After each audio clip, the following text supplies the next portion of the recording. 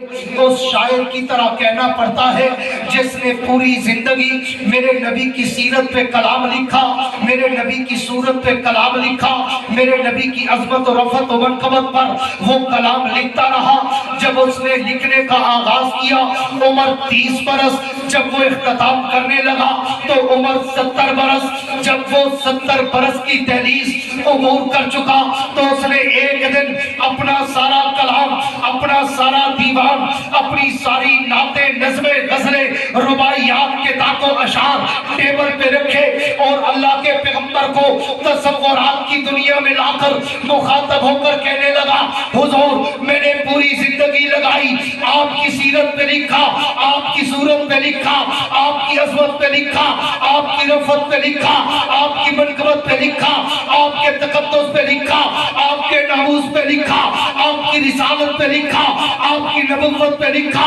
آپ کی ختم نبوت پہ لکھا، آپ کی فراست و بصارت پہ لکھا، آپ کے حسن و جمال، جلال و کمال پہ لکھا۔ لیکن حضور اب میری زندگی کی انتہا آ چکی، میری سماعت و بصارت جواب دے چکی، میری ذہانت و بطانت و فطانت جواب دے چکی، میری قوت گویائی لڑکھڑانے لگی، میرے قلم کے جنبش ٹوٹنے لگے، میرے ورق ختم ہونے لگے، میری سیاہی خشک ہونے لگی۔ لیکن حضور میں مرنے سے پہلے اعتراف شکست کر کے مرنا چاہتا ہوں کہ میں پوری زندگی لگا کر بھی آپ کی سیرت کا، آپ کی صورت کا، آپ کی عزت کا، آپ کی عظمت کا، آپ کی رفعت کا،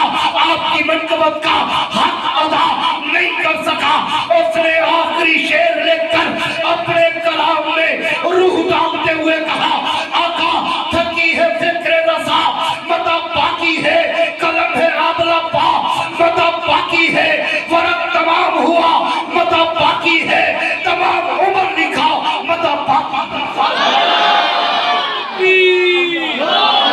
شان محمد مصطفیٰ، عظمت مصطفیٰ، جمال مصطفیٰ، عفت مصطفیٰ، نعرہ تکبیر، سر بکف سر بلند، سر بکف سر بلند، جرت مند جرت مند، نعرہ تکبیر۔ یہ اس دیکھ کرو خطر کرو، یہ مائک سے ٹکرا رہا ہے، اس کی STD بج رہی ہے۔ یہ بیچارے مشینیں لے لے کے چلانے کا طریقہ زندگی بھر نہیں سیکھا۔ توجہ رہے، ہے توجہ؟ جن کی توجہ ہے کہہ دو سبحان اللہ۔ مجاوروں والی نہیں، مجاہدوں والی سبحان اللہ۔